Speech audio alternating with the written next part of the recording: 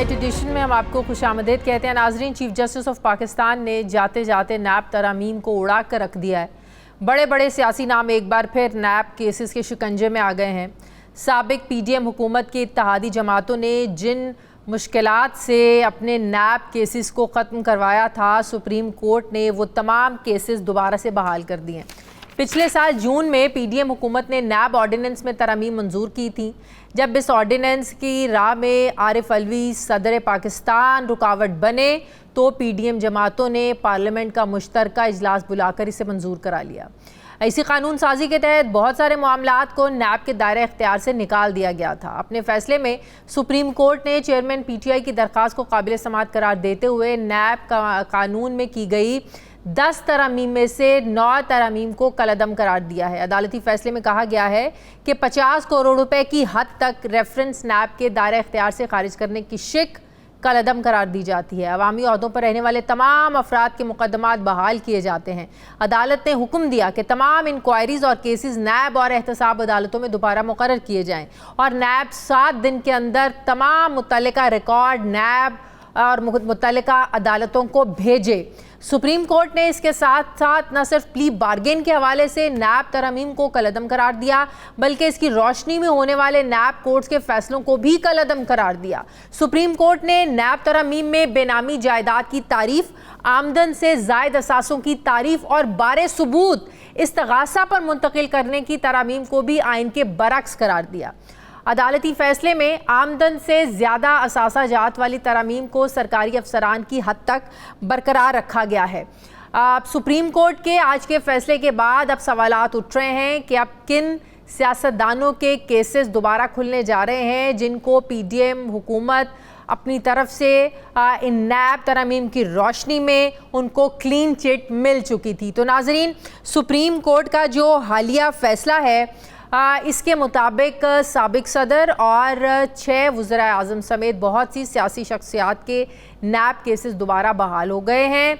बताया जा रहा है कि नैब तरमीम का कलअदम होने पर नवाज शरीफ, शहबाज शरीफ, आसिफ जरदारी और यूसुफ रज़ा गिलानी का तोशाखाना केस दोबारा बहाल हो गया है। आसिफ अली जरदारी और उनके साथियों के खिलाफ जाली बैंक अकाउंट्स का रेफरेंस भी रीओपन हो जाएगा। शाहिद खाकान अब्बासी के खिलाफ LNG केस अब स्पेशल जज सेंट्रल से एक फिर एहतसाब अदालत के हवाले किया जाएगा। साबिक वज़ीर आज़म शौकत अजीज़ और वज़ीर ख़जाना शौकत तरीन के केसेस भी खुलने जा रहे हैं। इसहाक डार के खिलाफ असासाजात केस और सेनेटर सलीम मांडवीवाला के खिलाफ किडनी हिल रेफरेंस भी एहतसाब अदालत में मुंतकिल किया जाएगा।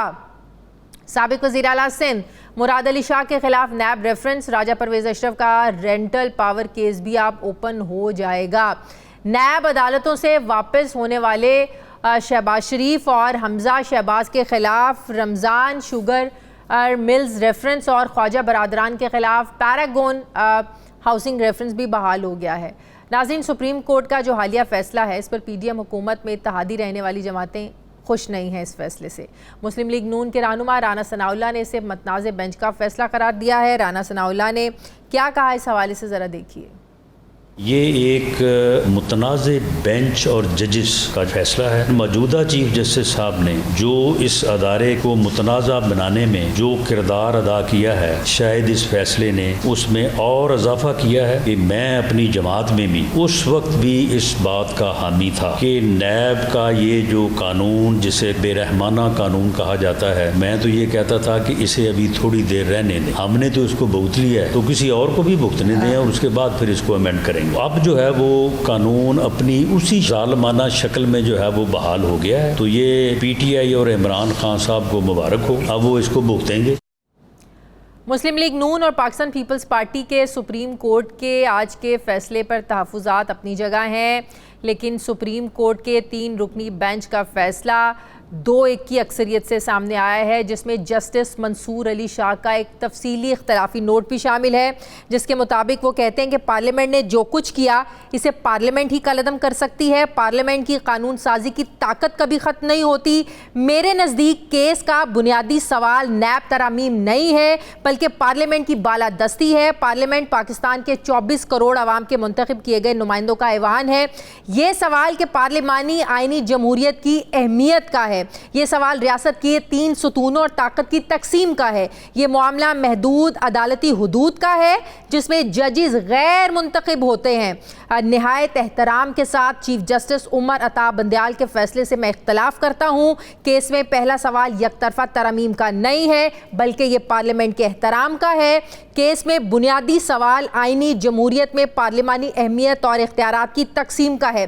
केस में सवाल अदालत के दायरा इख्तियार का है जो कि गैर मुंतखब जजेस पर मुश्तमिल होती है। ये बड़ा एक इम्पॉर्टेंट पार्लियामेंट की बालादस्ती पर, पार्लियामेंट का जो राइट है, पार्लियामेंट के जो कानून साजी का एक इख्तियार है, जो 24 करोड़ अवाम की नुमाइंदा है पार्लियामेंट, उसके इख्तियारात पर बात की है जस्टिस मंसूर अली शाह ने अपने इख्तलाफी नोट में। इसकी क्या अहमियत है और सबसे बढ़कर अहम सवाल कि क्या कॉन्सिक्वेंसेस होंगे, सियासतदानों पर दोबारा केसेस रीओपन होंगे, इलेक्शंस भी होने वाले हैं, नई पार्लियामेंट भी ज़ाहिर है बनेगी, फिर आखिर ये कानून कैसे चैलेंज होगा, मामला फिर कॉन्फ्लिक्ट ऑफ इंटरेस्ट का होगा कि जो मुल्जिम है जिनके बारे में केसेस बने हुए हैं आखिर ख़ुद वो कैसे इस कानून को बदल सकते हैं। तो बात फिर कॉन्फ्लिक्ट ऑफ इंटरेस्ट की ही आएगी जब नई पार्लियामेंट बनेगी। मैं बात करूँगी, मुझे ज्वाइन कर रहे हैं सुप्रीम कोर्ट के सीनियर एडवोकेट हाफिज़ एहसान अहमद साहब, माहिर कानून। अस्सलाम वालेकुम, बहुत बहुत शुक्रिया एहसान साहब आपका। एहसान साहब, पीडीएम तो तनकीद कर रही है सुप्रीम कोर्ट के आज के फैसले पर, बिल्कुल इसको वेलकम नहीं किया गया है। तहरीक इंसाफ ज़ाहिर है जिन्होंने चैलेंज किया था इन नैब तरामीम को, वो आज भी खुश है इस फैसले पर, हालांकि इमरान खान को इससे फ़ायदा भी हो सकता था। कैसे देखते हैं, क्या कॉन्सिक्वेंसेस होंगे आज के फैसले के? बिस्मिल्लाहिर्रहमानिर्रहीम। इसके 3 इमीडिएट कॉन्सिक्वेंस होंगे। एक इसका इमीडिएट कॉन्सिक्वेंस ये है कि वो सारी पोजीशन जो मई 2022 से पहले थी नैब लॉ की या नैब कोर्ट्स के अंदर जो रेफरेंसेस चल रहे थे या जहाँ जहाँ पे भी अपीलें या इंक्वायरीज चल रही थी या इन्वेस्टिगेशन चल रही थी, वो पोजीशन जो है वो उसी पे चला जाएगा, यानी कि बैक टू द क्लॉक पे आप पोजीशन ले जाएंगे। दूसरा इसका इम्पैक्ट ये आएगा कि जब आपने उसको उस पोजीशन पे लेके गया है तो जो सबसे इम्पॉर्टेंट चीज़ इसके अंदर आई है कि जब मई के अंदर ये अमेंडमेंट्स आई और उसके बाद ये सुप्रीम कोर्ट के अंदर चैलेंज किया तो सुप्रीम कोर्ट ने उस प्रोसेस को रोका नहीं है और सुप्रीम कोर्ट ने कहा कि हम इसके ऊपर एक तफसीली फ़ैसला देंगे। और पाकिस्तान की हिस्ट्री के अंदर बड़ा अनयूजुअल है कि आपने इस तरह के केस के ऊपर 53 आपने हेयरिंग्स की, तकरीबन 1.25 साल आपने केस को चलाया और आपने फैसला उस वक्त दिया कि जब आपका आखिरी दिन है। चूँकि यूजुअली होता यह है कि सुप्रीम कोर्ट के अंदर अगर इस तरह की चीज़ें चल रही हों या इम्पॉर्टेंट केसेस चल रहे हों तो चीफ जस्टिस जो हैं उनको फैसला भी करते हैं और उसके अंदर चूँकि एक रिव्यू आना जो है वो एक लीगल उसका रिएक्शन होता है और वो सुप्रीम कोर्ट ऑफ पाकिस्तान के अंदर आप 30 दिन के अंदर रिव्यू फाइल कर सकते हैं। तो चीफ जस्टिस खुद ही सुनना चाहते हैं कि मैं इस केस को रिव्यू सुनूं और अमूमन जनरली भी होता ये है कि रिव्यू वही लोग सुनते हैं कि जिन्होंने फैसला किया हो। अगली जो इस चीज़ के अंदर इम्पैक्ट आएगा कि क्या ये 7 दिन के अंदर ये चीज़ें जो हैं वो इम्प्लीमेंटेबल हैं, तो ये जो हैं वो लीगली पॉसिबल ही नहीं है क्योंकि 350 से ज़्यादा केसेस 2022 के वापस हुए। वो इसलिए पॉसिबल नहीं है इस चीज़ के अंदर है कि आपने वो सारी चीज़ें जो थी वो आपने 1.25 साल तक होनी दी, वो सारा प्रोसेस मुकम्मल हुआ। अब वो प्रोसेस इस नैब के अंदर है और उसके बाद अब डेफिनेटली जो है वो फेडरल गवर्नमेंट जो है वो रिव्यू के अंदर जाएगी और जब रिव्यू के अंदर जाएगी तो ये एक चीज़ सामने आएगी कि जितनी देर सुप्रीम कोर्ट ऑफ पाकिस्तान जो है वो फैसला नहीं करती उतनी देर तक ये चीज़ें जो हैं वो इसी पोजीशन के अंदर रहेंगी। चूँकि चीज़ ये है कि जितनी देर तक सुप्रीम कोर्ट ऑफ पाकिस्तान जो है अपने रिव्यू के ऑर्डर के अंदर ये नहीं कहेगी कि आप इस प्रोसेस को कंटिन्यू करो तो वो फेडरल गवर्नमेंट या नैब जो है वो इस चीज़ के ले सकता है कि जी जब रिव्यू का फैसला आएगा मैं उस चीज़ पर कहूँगा। तो लिहाजा मामला यहाँ पर एंड नहीं आता। एक्सपेक्टेड था एक फैसला जिन 4-5 चीज़ों पर उन्होंने कहा 27 के करीब अमेंडमेंट्स आई थी नैब के अंदर, उसके बाद भी अमेंडमेंट्स आई थी जो 17 अमेंडमेंट्स 2023 में आई, उसके बाद 5 अमेंडमेंट्स का फैसला है।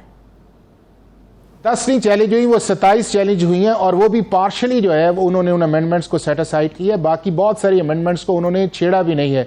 तो लिहाजा ये चीज़ जो है ये फैसला जो है वो अल्टीमेटली जो है वो अब आइंदा चीफ जस्टिस के वो फैसला करेंगे कि वो किस तरह बेंच कॉन्स्टिट्यूट करते हैं, किस तरह जो है वो पाकिस्तान के अंदर अकाउंटेबिलिटी का मैकेनिज्म जब तक रिव्यू का फैसला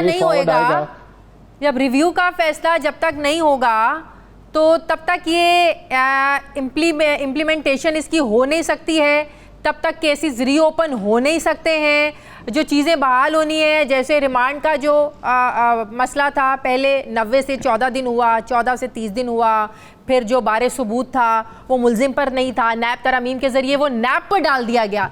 ये सारी चीज़ें तो रिवर्स हो गई ना, कि ये भी नहीं हुई? नहीं, मैं अब आपको मैं आपको बताऊं, इस दिन के तो दो चीज़ें। एक वो चीज़ें हैं कि जिनकी प्रोस्पेक्टिव एप्लीकेशन होगी कि अगर आप किसी चीज़ शख्स को पकड़ते हैं तो पहले नैब के अंदर 90 दिन था, फिर 14 दिन आया और फिर उसके बाद अमेंडमेंट आई 30 दिन की। हाँ। लिहाजा ये है कि अब 90 वाले दिन वाली जो है पोजीशन जो है वो बहाल हो जाएगी। दूसरा उस चीज़ के अंदर ये आएगा कि जी जो नैब के अंदर प्रोसिक्यूशन या वो सारी चीज़ें हैं वो चलेंगी।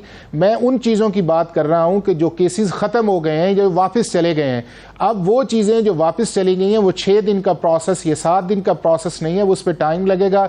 नैब उन्हें दोबारा लेके आएगा, खुलने में कौन सा टाइम लगेगा? जाएंगे, अपील्स को रिवाइव आएगा। चले 7 नहीं, मतलब कि फैसले का इम्पैक्ट क्या है? फैसले का इम्पैक्ट ये है कि केसेस रीओपन होने हैं। देखिए फैसले का इम्पैक्ट ये है कि जो पोजीशन इस अमेंडमेंट से पहले थी वो पोजीशन रिस्टोर हो गई है। जो सुप्रीम कोर्ट का फैसला है, इसमें तो कोई दो राय नहीं है। अब उसके अंदर ये है कि मुनासिब उस वक्त भी ये था कि जब चीफ जस्टिस के पास ये मामला आया था, ये बेंच पे आया था, तो एक इसके ऊपर बड़ा बेंच तश्कील देते और दूसरा इस प्रोसेस को रोकते। अगर वो समझते थे कि इस प्रोसेस को हमने अल्टीमेटली जाके सेट असाइड करना है तो उस प्रोसेस को रोकते, ताकि ये जो चीजें आज तक हुई हैं उन चीजों को रिवर्स करने के अंदर आपको प्रॉब्लम ना आती। अब आपके सामने कैसे रोक सकते थे इसको? रोक सकते थे ना, जिस तरह आप देखें आप ये देखें कि जब आपका practice and procedure bill parliament ने पास किया तो उस वक्त चीफ जस्टिस ने प्रीएम्प्टिव किया, उसकी इंप्लीमेंटेशन से पहले उन्होंने बिल को सस्पेंड कर दिया। तो सुप्रीम कोर्ट के पास तो पावर है ना कि जब वो अमेंडमेंट्स आई थी, सुप्रीम कोर्ट ये फैसला करती कि मैं इन अमेंडमेंट्स को फर्दर जो है वो रोक देती, इन पे इम्प्लीमेंटेशन होना जब तक मेरा फैसला ना आए। और उसके अंदर दूसरा ये था कि लार्जर बेंच बना के इसका जल्दी फैसला करते। और ये कोई ऐसी बात नहीं है, जिन चीज़ों पे 4-5 चीज़ों पे पॉइंट ऑफ व्यू किया है उस पर दोनों ही कॉम्पिटेंट्स है। जस्टिस मंसूर अली शाह की बात में भी वजन है और चीफ जस्टिस की बात में भी वजन है। तो उस वजन को था, आप उसके अंदर जाके अगस्त सितंबर तक इसको फैसला कर देते, ताकि इस मुल्क के अंदर जो था वो एक अगर नई अमेंडमेंट्स भी आई थी 17 वो भी ना आती, उसके बाद जो 5 आई हैं वो भी ना आती, और फिर पार्लियामेंटेरियंस को भी पता होता कि हमने दोबारा लॉ बनाना है, नए बनाना है, किस तरह बनाना है। तो अब उन्होंने जाती दफा फैसला उस वक्त किया है कि जब इंटरिम गवर्नमेंट आई है, एक फैसला कर दिया है, सारा प्रोसेस मुकम्मल हो गया है। अब उस प्रोसेस को रिवर्स करने के लिए टाइम लगेगा और उसके लिए मैंने आपको बताया है कि प्रोसेस तो रिवाइव हो गया है, लेकिन उसका जो फैसला है वो आएगा अब आपके रिव्यू के बाद। और रिव्यू के अंदर अगर चीफ जस्टिस ऑफ पाकिस्तान के लिए मुनासिब ये होगा कि जो पिछले 3-4 साल की प्रैक्टिस हमारी सुप्रीम कोर्ट के अंदर सिलेक्टिव बेंचेस वाली या एक माइनर बेंचेस वाली चल रही है, उस पे जाने की बजाय एक बड़ा बेंच तश्कील दें और फौरी तौर पे अगर ये केस फाइल होता है तो इसको डे टू डे हियरिंग करके फैसला करें। क्योंकि अकाउंटेबिलिटी तो कोई ऑप्शन नहीं है कि पाकिस्तान के अंदर आना चाहिए, लेकिन जो सुप्रीम कोर्ट की जजमेंट्स उस पर रही हैं जी। अब देखें ना, शहबाज शरीफ, हमजा शहबाज, जरदारी साहब और बहुत से सियासतदान लेना, ये दोबारा स्पेसिफिक ना करें, मैं आपको बताता हूं, ये दोबारा मुल्जिमान की हैसियत तो दोबारा हो गई ना इनकी। नहीं, वो तो हो गई ना। मैंने तो आपसे 2-3 दफा बार बार गुजारिश की है कि पाकिस्तान का जो सुप्रीम कोर्ट का आज का फैसला आया है, उस फैसले की वजह से जो अमेंडमेंट से पहले पोजीशन थी, अगर कोई मुल्ज़म था तो वो मुल्ज़म है, अगर कोई मुजरम था यानी कि उसकी अपील किसी जगह पेंडिंग थी वो है, अगर वो किसी इंक्वायरी के अंदर इन्वॉल्व था वो है, अगर किसी इन्वेस्टिगेशन स्टेज थी या उसके एसेट्स वाला मामला था या उसके बैंक अकाउंट्स वाला मामला था, मामला तो उसी जगह पे है। लेकिन मैं अब आपको आइंदा की चीज़ बता रहा हूं कि मामला अब यहां पे रुकेगा नहीं। अब जितनी देर तक सुप्रीम कोर्ट इसके ऊपर एक फाइनल वर्डिक्ट नहीं देगी, ये मामला इसी तरह चलेगा। और इंपॉर्टेंट इस चीज़ के अंदर ये है कि आने वाले चीफ जस्टिस इसके ऊपर लार्जर बेंच बनाए, सारे जजेस को इसके अंदर शामिल करें, चूंकि एक ऐसा लॉ है जिसके अंदर सुप्रीम कोर्ट की अपनी भी जजमेंट है कि ये पॉलिटिकल इंजीनियरिंग भी है, पॉलिटिकल विक्टिमाइजेशन भी है, और पाकिस्तान के अंदर जो बिजनेस एक्टिविटी है उसको डिस्टर्ब किया इस चीज के अंदर, ये तो दो राय नहीं है। लेकिन अब ये है कि इस वंस फॉर ऑल इस इशू को डिसाइड होना चाहिए कि पाकिस्तान के अंदर अकाउंटेबिलिटी मैकेनिज्म क्या है, इंस्टीट्यूशंस की इंडिपेंडेंस किस तरह होनी चाहिए, उनको बायस नहीं आना चाहिए। और मैं ये समझता हूं कि जितने भी हमने टीयर्स करप्शन रोकने के लिए बनाए हुए हैं, उसकी जगह हम एक नेशनल एंटी करप्शन या नेशनल एंटी क्राइम एजेंसी को लेके आए, ताकि इस मुल्क के अंदर जो भी अकाउंटेबिलिटी हो वो फ्री हो, अबव द बोर्ड हो। जस्टिस मंसूर अली शाह का इख्तलाफी नोट देके और जवाब भी पार्लियामेंट की सुपरमेसी की बात कर रहे हैं, तो क्या ये मामला कॉन्फ्लिक्ट ऑफ इंटरेस्ट का नहीं है कि कल को भी पार्लियामेंट अगर इस कानून को बदलना चाहे, तरमीम करना चाहे, तो जिन जाहिर है जो सियासतदान है, कल इन्हीं लोगों ने पार्लियामेंट में आना है, बहुत सारे सियासतदान हैं जिनके ऊपर नैब केसेस चल रहे हैं, तो क्या ये मामला कॉन्फ्लिक्ट ऑफ इंटरेस्ट में नहीं आएगा कि वही लोग जिन पर इल्ज़ामात हैं वही कैसे कानून बदल सकते हैं? देखें, चीज़ ये है कि अनफॉर्चुनेटली है इस तरह का कि पार्लियामेंट के ही पास जो है वो लेजिस्लेट करने की पार है, लेकिन जो तीन चीज़ें इसके अंदर इंपॉर्टेंट है जिसके ऊपर जाके आगे सेर हासिल बहस भी आएगी, जिसको आप कॉन्फ्लिक्ट ऑफ इंटरेस्ट कहते हैं, मैं उसको पर्सन स्पेसिफिक लेजिस्लेशन कहता हूँ। कि पर्सन स्पेसिफिक लेजिस्लेशन ये है कि आप एक ऐसी लेजिस्लेशन कर लें हैं जिससे एक क्लास ऑफ जो हैं लोग उन्हें फ़ायदा आया और उसके अंदर ये पार्लियामेंटेरियंस भी उस चीज़ के अंदर आए हैं। दूसरा उसके अंदर ये है कि जो इंपॉर्टेंट है वो बर्डन ऑफ प्रूफ वाली बात है कि आपके लॉ के अंदर पहले ये था कि ये ओनस जो था वो एक्यूज के अंदर था और बड़ा अनयूजुअल था, लेकिन सुप्रीम कोर्ट ऑफ पाकिस्तान ने वापस जो बर्डन है वो एक्यूज पे डाल दिया और नैब का जो शिफ्ट था उसे वापस कर दिया है। फिर इसी तरह प्री बारगेनिंग था, लेकिन मैं ये दूसरे उसको मैं जरा इस ब्रॉड पर्सपेक्टिव के अंदर जाता हूं, आने वाली जो शहादतें थी उसको भी खत्म कर दिया गया था ना, कि वो भी अदालत में नहीं, वो भी नहीं मान सकते, अब वो भी सिस्टम एक्टिव हो गया है। देखिए, वो तो ये था वो तो ये था कि जब आपका म्यूचुअल लीगल असिस्टेंस वाली बात आती है, हाँ। तो उस म्यूचुअल लीगल असिस्टेंस के अंदर दुनिया की हर एजेंसी जो है उसको कॉपरेट करती है और उसे कॉपरेट करना चाहिए। और वो कॉपरेशन जो है किसी भी मुल्क की गवर्नेंस के लिए, अकाउंटेबिलिटी के लिए, ट्रांसपेरेंसी के लिए होना ज़रूरी है। तो चीज़ें तो ऐसी हैं थी कि जिसको रिकन्सिडर किया जाना चाहिए था और उन्हीं एरियाज़ को सुप्रीम कोर्ट ने किया, लेकिन मैं इसकी टाइमिंग के ऊपर, एक्सेप्टेबिलिटी के ऊपर और उसका फ्यूचर वे फॉरवर्ड के अंदर जा रहा हूँ। और वो चारों चीज़ें इंपॉर्टेंट इस चीज़ के अंदर करती हैं कि अगर ये फैसला पहले आ जाता, बड़ा बेंच इस चीज़ को फैसला करता, तो चीज़ कुछ और होनी थी। अब चूंकि फैसला जिस वक्त आ गया है और अब ये मामला जो है जिसके अंदर एक डिसेंटिंग नोट भी है और वो चीफ जस्टिस जो चले गए हैं उस केस को सुनेंगे नहीं, अब क्या व्यू लेते हैं जो आने वाले चीफ जस्टिस हैं। लेकिन जो भी चीज़ आए, मैं ये समझता हूँ कि पाकिस्तान के अंदर ये जो लेजिस्लेशन है ये बिल्कुल आउटडेटेड है। ये पहले भी पर्सन्स क्लास स्पेसिफिक थी, अभी भी है। इसको इंप्रूव करने की गुंजाइश है कि आप दुनिया के अच्छे बेस्ट प्रैक्टिसेस लें, इस मुल्क के अंदर एक अच्छा अकाउंटेबिलिटी मैकेनिज्म लेके आएं और जो भी शख्स इसके अंदर इन्वॉल्व हो उसको स्ट्रिक्ट पनिशमेंट भी दें और लोगों के लिए एग्जांपल्स भी करें और टाइम बाउंडेड करें। हाफिज अहमद सुप्रीम कोर्ट के सीनियर एडवोकेट हमारे साथ थे, बहुत बहुत शुक्रिया आपका। मुझे ब्रेक लेनी है नाज़रीन, वापस आते हैं एक वक्फे के बाद।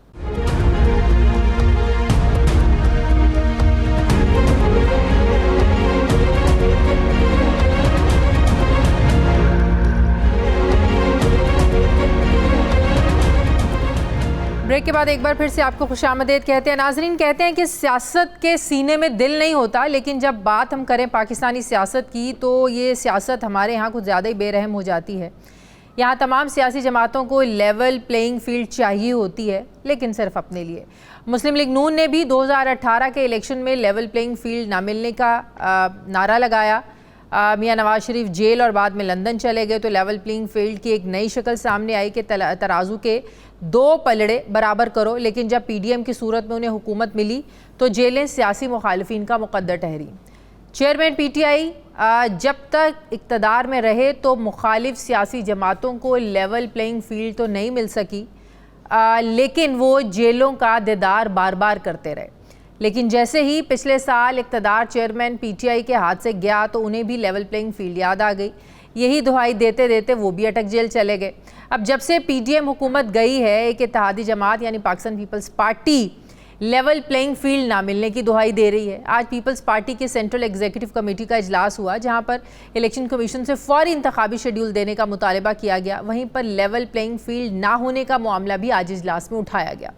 इजलास के बाद प्रेस कॉन्फ्रेंस करते हुए चेयरमैन बिलावल भुट्टो जरदारी ने कहा कि एक इत्तेहादी जमात के रवैये और लेवल प्लेइंग फील्ड के हवाले से तमाम तहफ़्फ़ुज़ात जरदारी साहब के सामने रख दिए हैं। अब वही इस मामले को एड्रेस करेंगे। क्या कहा बिलावल भुट्टो ने, ज़रा देखिए। हमारा एक इत्तेहादी के बारे में कहा जाता था कि जब वो मुश्किल में हैं वो तो पाँव पकड़ते हैं, मगर जब मुश्किल से निकलते हैं वो गला पकड़ते हैं। राय शायद कुछ लोगों का हमारा सीसी में यही था, मगर हमने ये फैसला किया कि हम सदर जरदारी साहब को वो इख्तियार दे कि हमारा लेवल प्लेइंग फील्ड के हवाले से एतराज़ होगा, सदर जरदारी साहब हमारा इन एतराज़ात को एड्रेस कर सके। बिलावल भुट्टो जरदारी ने अपनी इत्तेहादी जमात का नाम तो नहीं लिया, मगर समझ तो गए हैं कि वो बात किस इत्तेहादी जमात की कर रहे हैं। बिलावल भुट्टो जरदारी ने पीपल्स पार्टी को साजिश के तहत पंजाब से निकालने का इल्ज़ाम भी इसी इत्तेहादी जमात पर लगाया। सवाल उठता है कि इक़्तिदार से निकलते ही पीपल्स पार्टी और मुस्लिम लीग नून में फासले क्यों बढ़ते जा रहे हैं?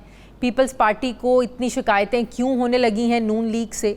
एक सवाल ये भी है कि क्या पाकिस्तान पीपल्स पार्टी वाकई मुल्क में हकीकी लेवल प्लेइंग फील्ड चाहती है जिसके तहत तमाम सियासी जमातों को इलेक्शन में बराबर के मौक़े मिलें, खुला मैदान मिले, या पीपल्स पार्टी भी सिर्फ अपने लिए ही लेवल प्लेइंग फील्ड मांग रही है? दूसरी तरफ नवाज शरीफ साहब 21 अक्टूबर को वापस आ रहे हैं। मैं बात करूँगी, मुझे ज्वाइन कर रहे हैं मुस्लिम लीग नून के सीनियर रहनुमा हैं जावेद अब्बासी साहब। अस्सलाम वालेकुम, बहुत बहुत शुक्रिया जावेद अब्बासी साहब आपका। जावेद अब्बासी साहब, क्या आप लोगों को कुछ समझ में आया है कि बिलावल भुट्टो जरदारी किस इत्तेहादी की तरफ इशारा कर रहे हैं कि जब वो इत्तेहादी मुश्किल में होता है तो पैर पकड़ता है, मुश्किल से निकलता है तो गला पकड़ता है? बिस्मिल्लाहिर्रहमानिर्रहीम, बहुत शुक्रिया। ज़्यादा हमारी तरफ उनका रुख है, उनकी मोहब्बत हमारे साथ पहले भी एक ज़माने में बहुत ज़्यादा थी। कुछ अर्सा हम इक़्तिदार में इकट्ठे रहे, शायद वो मोहब्बत अब दोबारा फिर उभर रही है। देखिए, ये बात उन्हें उस दिन करनी चाहिए थी जिस दिन उन्होंने हमारे साथ आकर इक़्तिदार में शामिल हुए, जिस वक्त उन्होंने ये वज़ारतें हमारे साथ आके एंजॉय की हैं। ये बातें बहुत अच्छी होती कि जब वो हमारी हर मीटिंग में मौजूद होते, तो वो ये बात वहाँ करते तो ज़्यादा बेहतर लगता। इक़्तिदार से अपनी बात चला जाए, उस आखिरी दिन तक रहे और आखिरी दिन तक जफ्तियाँ डाले और जरदारी साहब बार बार हमारे पास आए और हम उनके पास जाएँ। ये बात कोई अच्छी लगती नहीं है कि आदमी इतना जल्दी उसका लेतादी हूँ, आज एक दूसरे के खिलाफ ऐसी जुबान इस्तेमाल करें। बारह वो एक बड़ी जमात के रहनुमा है, उनको ये हक है, और इलेक्शन होने वाला है और इलेक्शन। लेकिन ये इतनी नाराजगियां, इतनी शिकायतें एकदम बढ़ क्यों गई आखिरी दिन तक? वाकई आप लोग साथ रहे, कोई बात कहीं से नहीं निकली, बल्कि शहबाज शरीफ साहब पीपल्स पार्टी को ही कहते थे, बिलावल भुट्टो को ही मुखातिब होकर कहते थे कि नवीद कमर आप हमें दे दें। मतलब कि इतना इत्तफाक, इतनी मुफाहमत के साथ आप सब लोगों ने 16 महीने गुजारे हैं, हुकूमत पूरी की है, कौमी असम्बली की मुद्दत पूरी की है, लेकिन जैसे ही मुद्दत ख़त्म हुई और आप लोगों के इख्तलाफात, एतराज़ात, तहफ़्फ़ुज़ात इतने बढ़ने लगे कि नौबत यहाँ तक आ गई। क्यों? नहीं, हमारे नहीं है, हमने अभी तक ऐसी इस्तेमाल नहीं किए। हम आज भी, क्या ये पार्टी पॉलिसी है कि आप लोग जवाब नहीं देंगे बिलावल भुट्टो जरदारी की किसी भी ऐसी बात का, किसी भी ऐसी तनकीद का? मेरा ख्याल है कि आगे चलकर शायद इतना ज्यादा हम रोजा ना रख सकें, लेकिन फिलहाल हमने ये एहतियात जरूर किया है कि हम समझते हैं कि कल हम इत्तेहादी थे, हमने हुकूमत इकट्ठी की है, हमने एक बड़ी जदोजहद इकट्ठी की है, और ये बड़ा बुरा लगता है कि आदमी हुकूमत इकट्ठी करे और अगले 4-6 दिनों में जाकर बाहर ऐसी ऐसी बातें करे। मेरा ख्याल है कि वो एक पंजाब में अपने एक बयानिया बनाने के लिए बिलावल साहब ज़ाहिर है पंजाब में जब आए हैं तो उन्हें एक नई बात करने की उन्होंने ख्वाहिश का इजहार जरूर किया है। लेकिन पाकिस्तान की अवाम जानती है कि अगर ये बातें वो हुकूमत में रह के करते, जिस वक्त वो बिलावल भुट्टो जरदारी साहब वज़ीर खारजा थे शहबाज शरीफ साहब के, उस वक्त ये अल्फाज दोहराते, जब उनकी पूरे एक फौज थी हमारी कैबिनेट में, उस वक्त ये अल्फाज कहते तो ज्यादा लोग इसको अप्रिशिएट करते। हुकूमत में रहते हुए कोई ऐसे कोई किसी ऐसे तहफ़्फ़ुज़ात का कभी बिलावल साहब ने इजहार नहीं किया था आप लोगों से? नहीं, वो हमारे साथ बड़े खुश थे और आप भी वो हमसे खफा नहीं है। आज बिलावल भुट्टो साहब जो बात कर रहे हैं, मैंने आपसे बात फिर दोहराता हूँ, वो हमसे शिकायत नहीं कर रहे हैं। वो हमारे यहाँ एक बड़ी मशहूर थिंग है कि जब आप बहू को बात नहीं कह सकते मतलब तो अपनी बेटी को कहते हैं। हाँ। हमें क्या, हमें रहे सुना किसी और को रहे, हमें समझ है। कहते बेटी को है, सुनाते बहू को है, वही बात हो गई ना जी, वही बात है। तो वो हमें समझ है कि वो किसको क्या कह रहे हैं, उन्हें शिकायत किससे है। इत्तेहादी तो आप लोग ही थे ना आपस में। तो जब बात आप करते हैं तो फिर बात इसी तरह करती है। हाजिया साहब आप ये बात समझती हैं, मैं भी ये समझता हूँ, पाकिस्तान की कौम भी समझती है।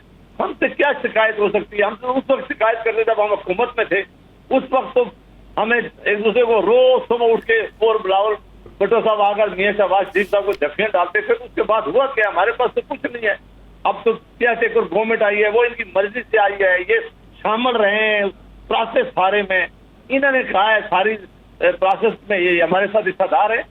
एकदम जरूर हुआ है कि मेरा ख्याल है कि उन्हें कोई हीट कहीं से महसूस हो रही है, तो ऐसी हीट जब महसूस होती है तो मेरा ख्याल है उन्होंने ऐसी बात की, क्योंकि मेरा अपना जाती ख्याल है। लेवल प्लेइंग फील्ड से उनकी क्या मुराद है कि उन्हें भी, आप लोग भी लेवल प्लेइंग फील्ड का मरियम नवाज साहिबा बारहा जिक्र कर चुकी हैं, लेवल प्लेइंग फील्ड होनी चाहिए, तराजू के दोनों पलड़े बराबर होनी चाहिए। आज यही जो है एतराज़ है, ऐसी शिकायत आज बिलावल भुट्टो भी कर रहे हैं, पीटीआई को भी यही शिकायत हैं। मैं तो जोर दे कर कह रहा हूँ कि पाकिस्तान में फ्री एंड फेयर इलेक्शन होने चाहिए, 90 डेज के अंदर होने चाहिए। तमाम लेवल प्लेइंग फील्ड की जब आप लोग बात करते हैं तो फिर ये सबके लिए होना चाहिए ना, आप अपने लिए बात करते हैं। 100% सबके लिए होनी चाहिए। हाँ, बिल्कुल सबको ये इख्तियार होना चाहिए, कैंपेन जाके करें, किसी फेवरेट नहीं होना चाहिए इलेक्शन में कोई भी। ये अगर ऐसा मामला करेंगे तो ये इलेक्शन की कोई क्रेडिबिलिटी नहीं देती। इलेक्शन कमीशन पाकिस्तान का, इमरान खान के बगैर अगर इलेक्शन होते हैं, इमरान खान जेल में हो और इलेक्शन हो जाए, तो क्या ये उनके लिए लेवल प्लेइंग फील्ड उनके लिए तो नहीं होगी? देखिए, मैं कहता हूँ कि अगर पाकिस्तान के कानून के मुताबिक उन पर कोई ऐसा कदम है, या पाकिस्तान के कानून की उन्होंने खिलाफ वर्जी की है, या पाकिस्तान की अदालत उनके बारे में कोई फैसला करती है, तो वो तो जाहिर है हमारे पास में नहीं है। लेकिन उसके बाद तो सबके लिए इलेक्शन जो है वो सबके लिए ये चॉइस नहीं होनी चाहिए, सबके लिए लेवल प्लेइंग फील्ड जरूर होनी चाहिए। और अगर उनकी सारी जमात बाहर है, उनकी जमात अपनी कैंपेन करेगी और मुमकिन है उस वक्त अदालत क्या फैसले करती है, ये फैसले अब हमारी हुकूमत नहीं है, हम हुकूमत में शामिल नहीं है, हमारे पास ये अख्तियार नहीं है। ये मामला उनके सारे मुकदमात जिस वक्त पाकिस्तान की अदालतों के अंदर है, और पाकिस्तान की अदालतें जब देखेंगी ये मुकदमात ठीक है या गलत है, ये फैसला बाहर पाकिस्तान की कोर्ट में करने। लेकिन हर जमात के लिए लेवल प्लेइंग फील्ड जरूर इलेक्शन में होनी चाहिए ताकि इलेक्शन की क्रेडिबिलिटी हो सके। नैब कानून तरमीम के हवाले से जो आज फैसला आया है, इसको कैसे देखते हैं आप लोग? जाजिया साहब, आपने बड़े प्रोग्राम किया, बड़ी सीनियर जर्नलिस्ट हैं, मैंने आपको बड़ी दफा हमने आपके प्रोग्राम भी शामिल है। ये जो अदारा परवेज मुशर्रफ साहब के जमाने से बनाया गया था, इस अदारे ने सारे काम किए। 99 के बाद से आप लोगों को भी हुकूमत का बनाने का मौका मिला 2013 में। 2008 में पाकिस्तान पीपल्स पार्टी ने हुकूमत बनाई। जब पीपल्स पार्टी इस कानून को बदलने का कह रही थी तो आप लोग उस वक्त राजी नहीं थे। शायद आप लोगों को लग रहा था कि आप लोगों के गले नहीं पड़ेगा। पीपल्स पार्टी को लग रहा था जब आप लोगों की हुकूमत आई कि उनके गले नहीं पड़ेगा। मसला ये है कि जब जब आप लोगों को हुकूमतें मिलती रही हैं तब किसी ने परवाह नहीं की कि हमने इसको बदलना है। लेकिन इमरान खान के दौर में सबको याद आया कि नहीं, हमें नैब कवानीन बदलने हैं। तो ये तो आप लोगों की गलती है, ये तो गलती आप लोगों को एडमिट करनी चाहिए। मैं बिल्कुल, अगर आप मुझे बात पूरी करने देते तो सवाल बीच में न करती तो मैं इस तरफ आ रहा था कि जब सियासी जमातें सबको ये इस बात का एहतराम था कि ये पाकिस्तान के बिजनेसमैन भाग रहे हैं, बिजनेस कमजोर हो रही है, ये नैब वो काम नहीं करा, तो सियासी जमातों को बहुत पहले इस राह को रिविजिट कर लेना चाहिए था। लेकिन जब हमारी हुकूमत आई तो हमने कहा कि नहीं, नैब हमें नहीं पकड़ेगा, ये पीपल्स पार्टी को पकड़ेगा, इससे हमने रहने दिया। जब पीपल्स पार्टी की हुकूमत आई तो उन्होंने कहा नहीं, ये नैब हमें कुछ नहीं कहेगा, ये मुस्लिम लीग नून के लिए है। फिर जब इमरान साहब की हुकूमत आई तो उन्होंने कहा नहीं, ये नैब मुझे कुछ नहीं कहेगा, ये इन दोनों जमातों के लिए कहेगा। ये जरूर है कि ये सारी सियासी जमातें जो है वो अपने अपने वक्त में इसको एक दूसरे के खिलाफ इस्तेमाल करती रही है। कभी भी उन्होंने नहीं सोचा कि इससे पाकिस्तान की जो इकानमी है वो तबाह हो रही है, इससे पाकिस्तान का स्ट्रक्चर जो है बुरी तरह तबाह हो रहा है। कोई सेक्रेटरी फाइल पे साइन करने के लिए तैयार नहीं है। पाकिस्तान से लोग बिजनेसमैन बाहर भाग के जा रहे हैं। एक केस ऐसा नहीं है, मुझे आप बता सकती हैं कि नैब ने लॉजिकल एंड तक पहुंचाया और सुप्रीम कोर्ट के अंदर कमजोर केस बनाते हैं, प्रेशर के नीचे केस बनाते हैं, अदालतों में जाके साबित नहीं कर सकते। बारगेन के अलावा लेकिन आप देखें ना, जो तरमीम आप लोगों ने पिछले साल की, इससे इमरान खान को उनको भी फायदा हो सकता था।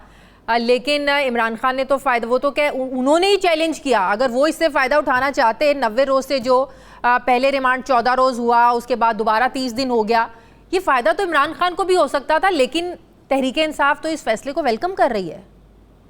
अगर इमरान खान की सिचुएशन आज होती है और आज की सूरत हाल होती तो वो कभी भी चैलेंज न करते। लेकिन मैं फिर अपनी बात दोहराऊंगा कि जब हम सारे हुकूमत में होते हैं, हम यही समझ रहे होते हैं कि ये हमारे मुतल्लिक ला नहीं है, ये हमारे मुखालफों के मुतल्लिक है। आज इमरान खान हुकूमत में थोड़ी है। नहीं, जब उसने चैलेंज किया था उस वक्त वो हुकूमत में ही थे। उस वक्त उनको ये पता नहीं था कि शायद इतना कड़ा वक्त हमारी जमात और हमारे ऊपर भी आएगा। आज भी अगर उनसे कोई पूछे तो वो कहीं मुश्किल है, आज के हालात में उनके लिए भी मुश्किल था इसको डिफेंड करना। लेकिन बहरहाल सुप्रीम कोर्ट एक फैसला दे दिया है, जितने भी पॉलिटिशियन है उनको जाना चाहिए न्याय अदालतों में, वहां जाकर अपने आप को बेगुनाह साबित करना चाहिए। जावेद अब्बासी साहब, किस लेवल पर नवाज शरीफ साहब के इस्तकबाल की तैयारियां हो रही हैं? इंशाअल्लाह भी बड़ा टाइम है, देखें वो टाइम करीब आएगा तो बड़ी अरूज पे समाज जो है इसके बारे में मीटिंग करेगी, तैयारी करेगी। जमात के अंदर इस वक्त भी डिस्कशन है, उसके लिए तैयारी जमात कर रही है। लेकिन जो पाकिस्तान का कानून उस वक्त रहेगा, जो पाकिस्तान की कानून के अंदर जो मामलात हैं हम उसका सामना करने के लिए तैयार हैं। कानून से लॉ से कोई भी बड़ा नहीं है, कोई भी उसके पीछे छुप नहीं सकता। ये फैसला तो बहरहाल अदालती फैसले हैं, इनको अदालतों के अंदर भी लेके जाएंगे, कोर्ट में भी जाना चाहिए और कानून का सामना भी होगा। जो भी उस वक्त के हालात होंगे इंशाअल्लाह उनका मुकाबला करना चाहिए। बहुत शुक्रिया जावेद अब्बासी साहब, मुस्लिम के रहनुमा मेरे साथ थे। मुझे ब्रेक लेनी है नाज़रीन, वापस आते हैं वक्फे के बाद।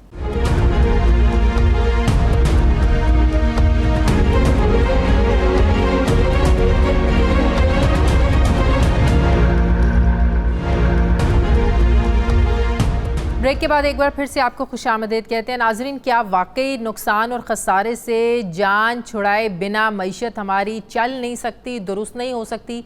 ख़सारा दूर करना है तो उन सरकारी महकमों को प्राइवेटाइज़ करना होगा जो सालाना कई 100 अरब का नुकसान दे रहे हैं। पाकिस्तान रेलवे को ही ले लीजिए, सालाना खसारा 40 अरब रुपए तक पहुंच चुका है। पाकिस्तान इंटरनेशनल एयरलाइन यानी PIA को देखें तो पाकिस्तान को 88 अरब रुपए सालाना नुकसान पहुंचा रही है ये एयरलाइन। कई साल से बंद पड़ी पाकिस्तान स्टील मिल के मजमूई खसारे के बारे में कौमी असम्बली में एक रिपोर्ट जमा कराई गई कि खसारा 206 अरब रुपए तक पहुंच चुका है। ये है हमारे सरकारी इदारे का हाल और ये है इनकी कारकर्दगी। निज़ाम इस हद तक बिगड़ चुका है इनका कि पाकिस्तान का कोई ही इदारा होगा जो अरबों रुपए खसारे में ना चल रहा हो। इसलिए पाकिस्तान का बजट हर साल खसारे से भरपूर होता है। यानी इस साल 14,000 अरब के बजट में लगभग 7,500 अरब का खसारा था। कौमी ख़जाने पर बोझ बनने वाली ये इदारे ऐसे ही नहीं, इसे हमारी साबका हुकूमतों ने बड़ी मेहनत से यहाँ तक पहुँचाया है। करप्शन तो करप्शन, सियासी बुनियादों पर ज़रूरत से ज़्यादा भर्तियाँ, इन्होंने इन इदारों का तिया पांचा किया है। वैसे तो हर हुकूमत ने इन सफ़ेद हाथी इदारों के लिए प्राइवेटाइजेशन का नारा लगाया, लेकिन फिर कहीं ना कहीं सियासी मफादात आड़े आगे तो कहीं ज़ाती मफादात ने अकल सिखाई कि ऐसा करने से जेबें कैसे भरेंगी। नाजरीन, अरबों रुपए नुकसान में चलने वाले इदारों के लिए प्राइवेटाइजेशन के अलावा कोई हल नहीं है। लेकिन दूसरी तरफ इन्हें मुनाफा बख्श बनाने के लिए मुलाजमीन की छांटियों से बेरोज़गारी और किरायों में इजाफा भी होगा। क्या हुकूमत प्राइवेटाइजेशन के साथ इन खदशात को मीट कर पाएगी? मैं बात करूंगी डॉक्टर आबिद सुलेहरी साहब, मुझे ज्वाइन करें। अस्सलाम वालेकुम, बहुत बहुत शुक्रिया डॉक्टर साहब आपका। डॉक्टर साहब, निगरान हुकूमत का ये एक एजेंडा है, कोशिश है इदारों को प्राइवेटाइज़ करना, जिनका मैंने जिक्र किया PIA खसारे में। इसके अलावा आप स्टील मिल को देख लें, पाकिस्तान रेलवे को देख लें, तो कितना ज़रूरी है और क्या इनको खसारे से, इन इदारों को खसारों से निकालना ही क्या हल है? प्राइवेटाइजेशन ही हल है? देखिए, जब आप खसारे की बात करते हैं तो उसमें एक और खसारा ऐड कर दीजिए और वो डिस्को का खसारा है जी। जो इलेक्ट्रिसिटी कंपनीज हैं इस वक्त, जो पिछले महीने जो कंज्यूमर जो सफर कर रहे थे, तो बिजली कंपनियों की जो इनएफिशिएंसी जिसकी वजह से कि ट्रांसमिशन और डिस्ट्रीब्यूशन लॉसेस वो सब के सब जो है वो सार्फिन के बिलों में डाल दिए जाते हैं, तो वो भी इसी एक खसारे की किस्म है। अगर आप आज के नंबर देखना चाह रही हैं तो आज हमारा एनर्जी का मजमूई खसारा गैस और बिजली को मिला के 5.4 ट्रिलियन रुपीस हो चुका है। और कंपैरिजन में मैं बता दूं कि ये हमारे मुल्क के दफाई बजट से 3.5 गुना ज्यादा है। तो यकीनन जब तक आप इस तरह के जो छेद हैं इस बर्तन के पेंडे में, जब तक उनको बंद नहीं करेंगे, आप जितना मर्जी उसमें पानी डालते जाए वो सारा बह जाएगा। तो हमें इस वक्त अपने जो लॉस मेकिंग अदारे हैं उनको प्राइवेटाइज करना है, पब्लिक प्राइवेट पार्टनरशिप में चलाना है। हर हुकूमत ने नारा जरूर लगाया, चाहे वो पाकिस्तान पीपल्स पार्टी की हुकूमत हो, चाहे वो नून लीग की हुकूमत हो, इन इदारों को की निजकारी के हवाले से ये नारे ज़रूर लगाती रही हैं, प्लानिंग्स भी होती रही हैं, काम भी होते रहे हैं, लेकिन ये हुकूमतें कर क्यों नहीं पाई? देखिए, हर सियासी जमात PTI समेत जब वो हुकूमत में होती है तो वो प्राइवेटाइजेशन की कोशिश करती है, और जो ही वो अपोजिशन में आती है तो वो सबसे पहले जब भी प्राइवेटाइजेशन की बात होती है तो उसके खिलाफ उठ खड़ी होती है। और ये चीज़ आप शौकत अजीज के ज़माने से ऑनवर्ड देख लीजिए कि हर सियासी जमात में, जो भी हमारी मेन स्ट्रीम सियासी जमातें हैं, अपने अपने दौरे हुकूमत में उन्होंने प्राइवेटाइज करने की कोशिश की, लेकिन जो ही वो अपोजिशन में आती हैं उनका रवैया, उनका स्टांस प्राइवेटाइजेशन तो बिल्कुल चेंज हो जाता है। क्या मफादात का टकराव होता है, मफादात आड़े आ जाते हैं, हुकूमतों के क्या मफादात जुड़े होते हैं कि वो प्राइवेटाइज कर नहीं पाती? लेकिन ये एक बड़ा सबसे, जैसा आपने अपने खुदाइये में कहा था कि इसमें लोगों को ले ऑफ करना होगा, इसमें कुछ लोग जो है शायद उनकी मुलाजमतें जाएं, अब जो भी उसका फार्मूला बने कि उनको क्या उसके बदले में कंपनसेशन मिले, ये एक आसान तरीका है हुकूमत वक्त की मुखालफत करने का कि जी हुकूमत जो है वो चूँकि इतने लाख अफराद या उनको बेरोजगार करने की कोशिश कर रही है, लिहाजा प्राइवेटाइजेशन नहीं होने देंगे। PIA को आपको याद होगा जब आखिरी इसकी अटैम्प्ट हुई तो कराची में जो एहतजाज हुए वहाँ पे 2 कीमती जाने भी ज़ाहिर हुए एहतजाज के दौरान।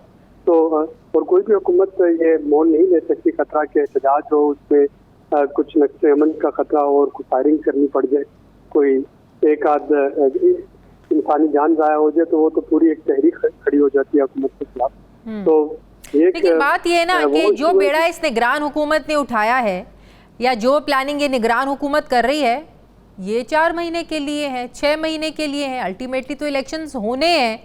तो क्या ये आगे तसलसल इन इदारों की प्राइवेटाइजेशन का ये बरकरार रह पाएगा?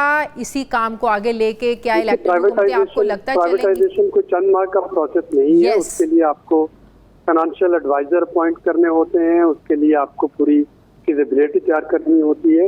निगरान हुकूमत कम से कम ये कर सकती है कि कुछ अदारों की प्राइवेटाइजेशन का प्रोसेस शुरू कर दे, लेकिन प्राइवेटाइजेशन की जो डील जो होती है वो क्लोज होते हुए साल 1.5 साल बड़े आराम से लग जाता है, वो भी अगर उसमें अदालतें जो हैं वो इंटरफेयर ना कर रही हूँ।